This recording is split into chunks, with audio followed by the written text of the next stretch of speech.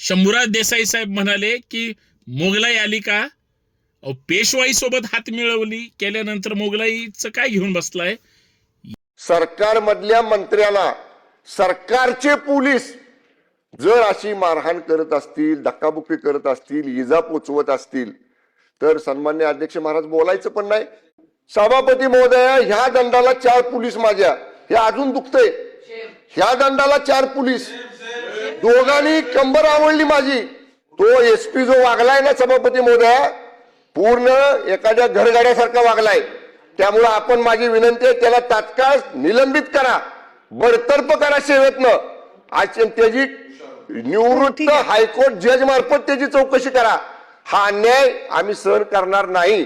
तर ताबडतोब साताऱ्याचे पोलीस अधीक्षक आणि संबंधित ज्यांनी लोकांना ढकलाढकली केली, जखमी केलेलं आहे आणि महत्त्वाचं म्हणजे मतदानाच्या प्रक्रियेपासून वंचित ठेवलेलं आहे, त्यांचं सरकारने निलंबन करावं असे मी निर्देश देत आहे. देसाईंना धूळ चारली, त्यांच्या इतर सहकाऱ्यांना, आमदारांना, मंत्र्यांना धूळ चारली. धूळ काय चारली? खाली पाडलं. आणि भारतीय जनता पार्टीनं तिथं त्यांचा झेंडा फडकवला. लक्षात ठेवा, ही शिंदे गटासाठी उतरती काळ आहे असं म्हणलं तर वावगं ठरणार नाही.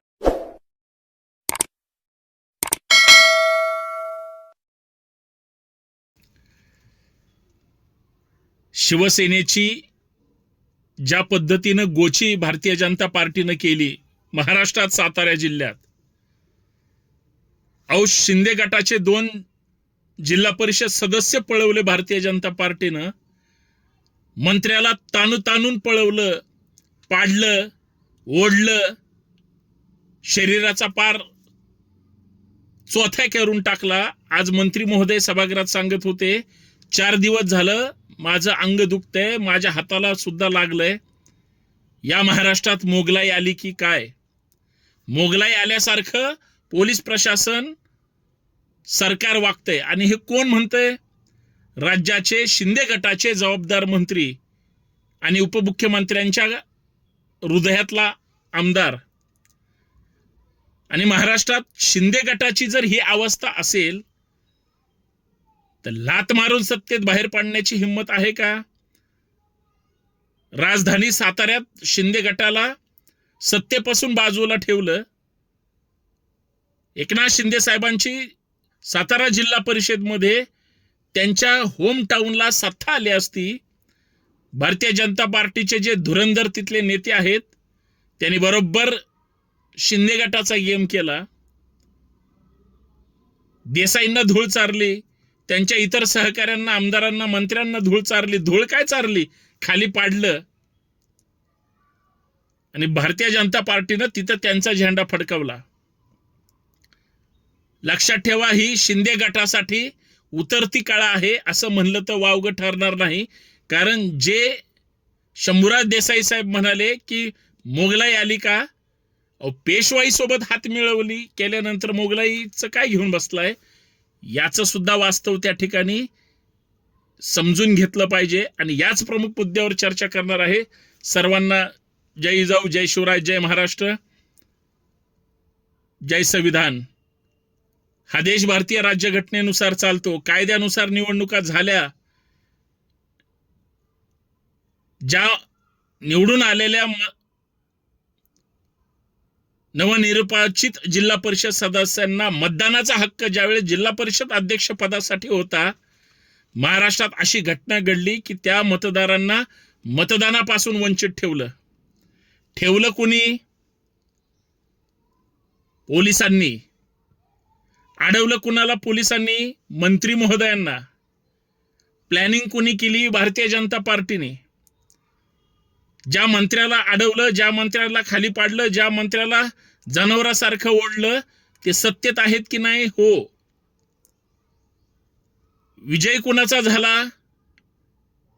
भारतीय जनता पार्टीचा. पण विजय होणार कोणाचा होता? शिंदे गटाचा. प्लॅनिंग कुणाचं होतं? शंभूराज देसाईचं. पण पोलिसांना हाताशी धरून भारतीय जनता पार्टीनं ज्या पद्धतीचा शिंदे गटाचा गेम केला, पराभव पत्करावा लागला शिंदे गटाला, तो प्रचंड जिवारी लागला. महाराष्ट्रात जिल्हा परिषद अध्यक्षाची अशी एकमेव निवडणूक आहे जी प्रचंड वादळी, हाणामारीची आणि सरकारची अब्रू घालवणारी आहे. मला आज असं वाटत होतं की तावातावात शिंदे गटाचे आमदार विधिमंडळाच्या बाहेर ज्या पद्धतीचे घोषणाबाजी करतायत, साताऱ्यात घडलेल्या मारहाणीबद्दल, पोलिसांच्या गैरवर्तनाबद्दल निषेध करतायत, सरकारमधून बाहेर पडतात की काय. पण काय सांगायचं, मुख्यमंत्र्यांचे शेजारीच उपमुख्यमंत्री दिवसभर बसून होते. विधान परिषदेच्या 7 सदस्यांना निरोप द्यायला सुद्धा यांच्याकडे वेळ नव्हता. कारण ह्यांच्यात जी धुसफूस सुरू होती, मला वाटलं शिंदे साहेब आता तडकाफडकी राजीनामा देतील, कारण राजधानी सातारा आपल्याकडे आली नाही ही सल त्यांच्या मनात प्रचंड आहे. पण असं होईल का हो? सत्तेसाठी काहीही करण्याची ज्यांची तयारी होती, म्हणून ज्यांनी 40 आमदार घेऊन गुवाहाटीचा प्रवास केला, उभा महाराष्ट्र आणि ठाकरे सेना ज्यांना 50 खोके एकदम ओके म्हणून चिडवायची, काय काय अजून आभूषणं त्यांना द्यायची, ते सगळे ज्यावेळेस परत सत्तेमध्ये आले, आज एका स्थानिक स्वराज्य संस्थेच्या, एका जिल्हा परिषदच्या अध्यक्षपदाच्या निवडणुकीत मोगलाई शब्द वापरला गेला. हाच सत्ताधाऱ्यांचा पराभव आहे, लक्षात ठेवा. कारण कायदा सुव्यवस्था सरकारमधले आणि खास करून ज्यांच्याकडे गृह विभाग आहे आणि जे कशा पद्धतीनं पदाचा गैरवापर करू शकतात, महाराष्ट्रात सध्या एकच माणूस सांगू शकतो, ते म्हणजे शंभूराज देसाई साहेब, जे मंत्री आहेत. मंत्र्याला सुद्धा काय प्रोटोकॉल, काय रुबाब असतो, पण त्याच मंत्र्याला हातमोडेपर्यंत पोलिसांनी त्रास दिला, छळलं, हे त्यांच्याच तोंडातून तुम्ही ऐकलंय, हे मी सांगायची गरज नाही. हा आपला आजचा महाराष्ट्र आहे. म्हणून मी जे म्हणलं सुरुवातीला, कायद्याचं राज्य आहे, संवैधानिक पद्धतीनं निवडणुका घेतल्या गेल्या, परंतु त्या संवैधानिक पद्धतीमध्ये त्या निवडून आलेल्या सदस्यांना मतदान आपल्या अध्यक्षाला करू शकले नाहीत. हा काय प्रकार आहे? आता हा झाला एक पार्ट.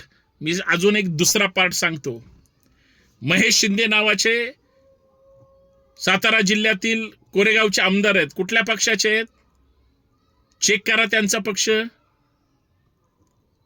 त्यांनी मदत कुणाला केली? ते शिंदे गटाचे आमदार आहेत. पण त्यांची बायको उभी होती भारतीय जनता पार्टीकडून जिल्हा परिषद सदस्य पदाला, आणि त्या महेश शिंदेनी 2 सदस्य कुणाचे पळवले? शिंदे गटाचे.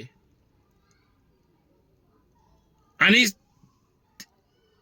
स्वतःच्या पत्नीला अध्यक्षपदाच्या शर्यतीत उभा करून निवडून आणण्याचं काम शिंदे साहेबांनी केलं, आणि धूळ कुणाला चारली?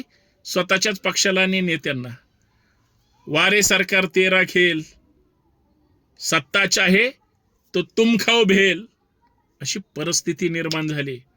म्हणजे स्वतःच्याच आमदारांनी स्वतःला फसवणं आणि सहकारी पक्षाच्या विरोधात, पोलिसांच्या विरोधात विधिमंडळाच्या पायऱ्यावर शिंदे गटाला निषेध करणं, म्हणजे कुणाच्याच बुद्धीला कुठल्याच मार्गाने काहीच शोभणारी गोष्ट नाही. हे महाराष्ट्रात घडलंय. सत्तेसाठी हे काहीही करू शकतात हे सिद्धही झालं, आणि सत्तेसाठी कुठल्या थराला गेले हे उभ्या महाराष्ट्राने पाहिलं सुद्धा. शिंदे साहेब आणि त्यांचे सगळे आमदार आणि मंत्री महोदय, जर तुमची सरकारमध्ये भारतीय जनता पार्टीकडून ही अवस्था असेल, अशा पद्धतीनं तुम्हाला वागणूक असेल, तर सत्तेमधून बाहेर पडण्याची हिंमत आहे का? नाही. तुमच्यावर मोदी साहेबांचे उपकार आहेत, तुमच्यावर फडणवीस साहेबांचे उपकार आहेत, आणि सत्तेशिवाय तुम्ही पण आता जगू शकणार नाही. कारण सत्तेचं ग्लॅमर आणि पदाची किंमत सत्तेमध्ये असणाऱ्या लोकांना नक्की माहिती आहे. एक वेळ मनात म्हणतील किंवा जाहीर सुद्धा सांगते, एक नाही जिल्हा परिषद आपल्या ताब्यात आली, काय बिघडलं? पण आपला जो राजकीय संसार आहे तो अचानक कशाला मोडायचा? आणि यासाठी जर तडजोड केली असेल तर महाराष्ट्राची दिशाभूल केली जाते का? आणि शिंदे साहेबांना भाजपनं कोंडीत पकडलंय का? या सगळ्याची उत्तरं महाराष्ट्र विचारतोय. महाराष्ट्राला कोण देणार? शिंदे साहेब देणार, फडणवीस साहेब देणार, की मतदारच सरकारला उत्तर देणार? हा उद्याचा काळ ठरवेल. पण जे चाललंय ते विचित्र राजकारण चाललंय, पण ते सत्तेसाठी चाललंय हे फक्त विसरायची गरज नाही. जय शिवराय. खरं आहे की नाही?